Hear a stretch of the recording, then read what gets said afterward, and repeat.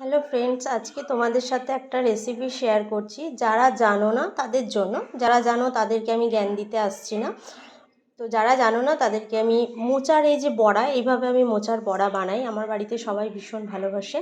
মোচাটাকে এইভাবে ছাড়িয়ে নিয়েছি, নিয়ে সমস্ত যে মাল মশলাগুলো বার করে মোচাটা কে নুন দিয়ে আর হলুদ দিয়ে সেদ্ধ করে জলটাকে ঝরিয়ে রেখেছি। আর এখানে যেটা বানিয়েছি ব্যাটারটা, এখানে আছে বেসন, আছে কালো জিরে, আছে গোলমরিচ, আছে নুন, হলুদ আর 2-4টে চিনির দানা দিয়ে এইটাকে পুরোটাকে এই বেসনের ব্যাটারটাকে আমি 1 ঘন্টা আগে বানিয়ে রেখেছিলাম। যে কোনো বড়া ভাজার আগে আমি আধ ঘন্টা 1 ঘন্টা আগে ম্যারিনেট করে রেখে দিই, যাতে খুব খাস্তা হয় বড়াগুলো। তো এইভাবে পুরো গোটা শুদ্ধ তোমরা মোচাটাকে এইভাবে ধরবে, ধরে ভালো করে তেলটা, সাদা তেল বা সর্ষের তেল যেটাই তোমরা ভাজো, ভেজে গরম করবে। কড়াই আমার তেল গরম হয়ে গেছে। এত টেস্ট হয় এইভাবে মোচার বড়া বানিয়ে দেখবে।